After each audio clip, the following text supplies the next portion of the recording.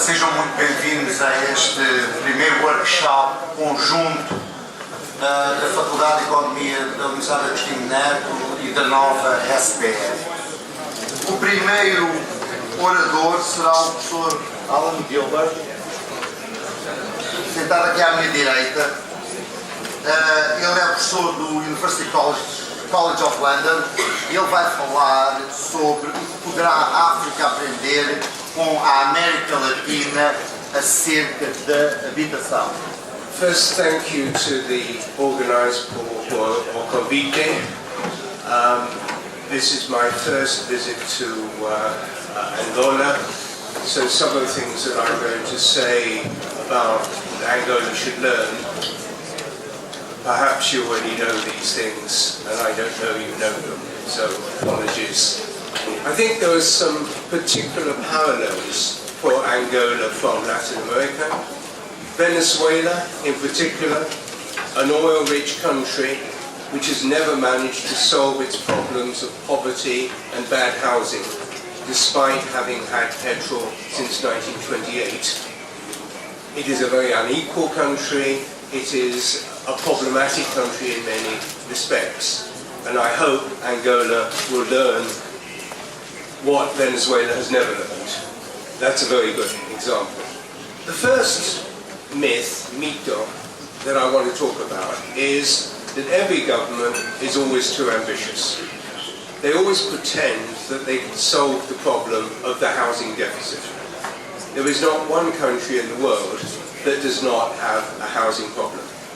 In Europe, in the United States, let alone in Latin America or in Africa. So the first thing is that in Latin America, the housing deficit in 1990 was meant to be 38 million households. By 2000, 10 years later, it was 52 million.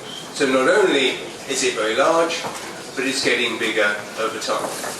And that seems to me to be the problem, or one major problem in Africa and in Angola as well.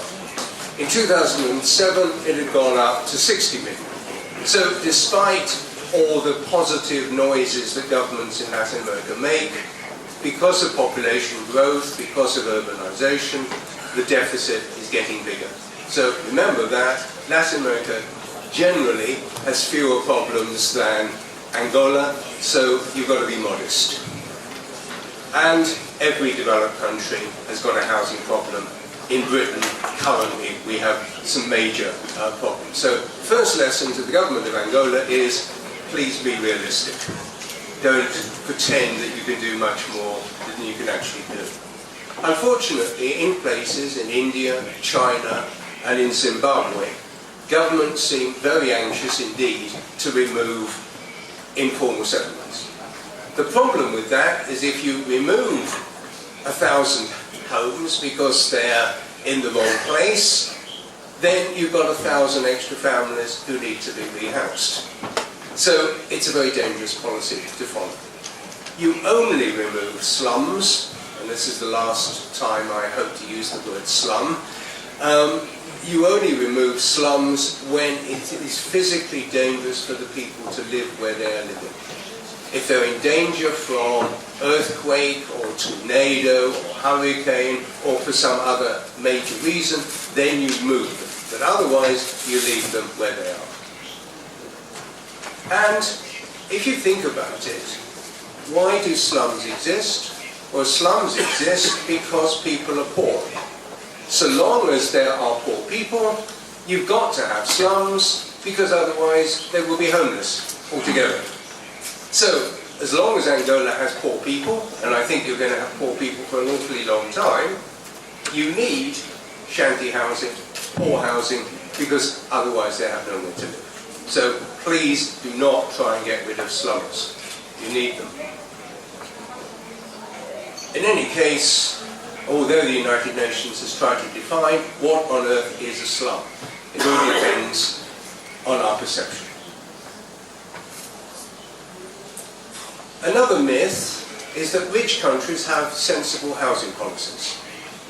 I do not know of one sensible or one government in Europe or North America or in Japan that has a sensible housing policy. They have some sensible policies, but they also have many insane policies. That what you need is to work on poverty, and that will resolve your housing problem. So, poverty first, services next, and then housing in that order. I'll stop there. Oh, expression of hope. Let's have some hope.